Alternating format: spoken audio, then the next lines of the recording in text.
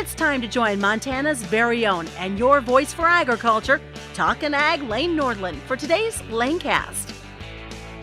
Continuing our conversations from the 140th Montana Stockgrowers Association Annual Convention, we of course are seeing great prices for cow-calf producers out in the countryside, but of course you got to think of that end product, that demand for beef, and that demand is staying strong despite what some people maybe predicted as we move through 2024. And we're joined today by one of the keynote speakers from this year's event. Dr. Nevil Speer joins us, industry consultant.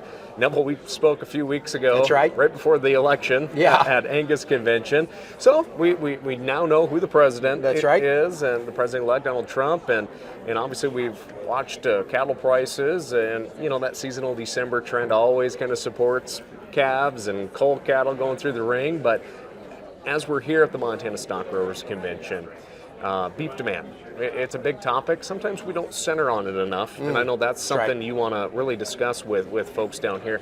When we look at beef demand, we look at the prices that producers receive and what consumers are paying. How does it all work, and what are some misconceptions that you see out there? Well, you know, my favorite expression about this is that consumers are the business ultimately, right? Every dollar that comes into this business comes because a consumer spent something either at the retail level or at a restaurant, what have you.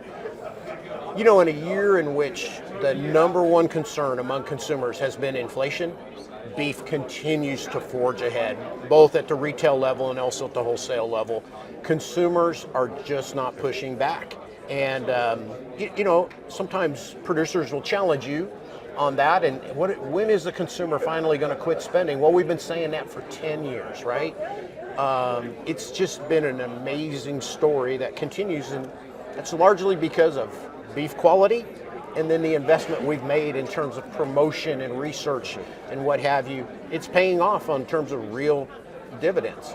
So when we look to 2025, what are some of the market indicators just based on the cattle supply, processing speeds? What's your take on that? Well, of course, you know, cattle supply continues to get tight, right? And we know we're going to take another cut out of the cow herd again this year, and we see that coming. But on the other side of that, what's amazing is we've made up for that in terms of fed beef production. Pounds are almost nearly equal with a year ago, and yet we're far ahead in terms of the market, which really underscores the story of beef demand. We continue to do more with less. We get better and better at this, and we don't need maybe perhaps as 30 million cows that we used to, right?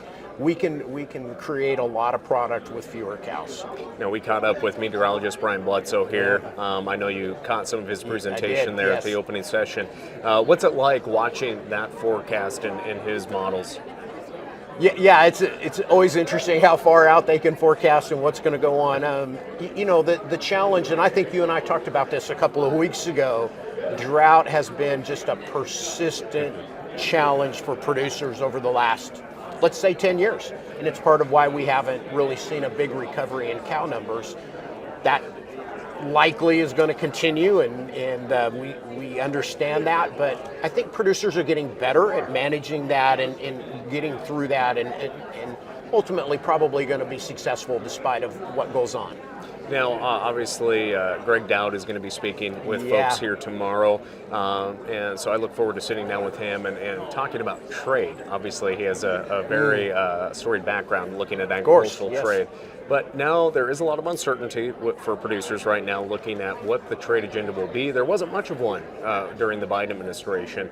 I know tariffs are a big discussion right now too, but when we're looking at that demand for beef on the global level, what could really be on the horizon as we maybe look at new trade deals, improving trade deals? What are you hearing out amongst your peers on that front? Or maybe the other side of that is, tariffs are always very concerning, right? And our two biggest trading partners, Canada and Mexico.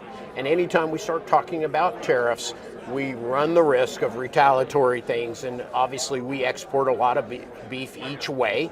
And so that's always very concerning, because a big part of the dollars that come in, and roughly $400 a head, come from export markets. So it's a big part of what we do, and really in some ways, I've said this before, the beef industry probably profits from trade in both directions, both imports and exports, in a favorable way like no other industry, right? Because ultimately the beef that we import, we're creating value for 50-50 trim that essentially would be worthless otherwise.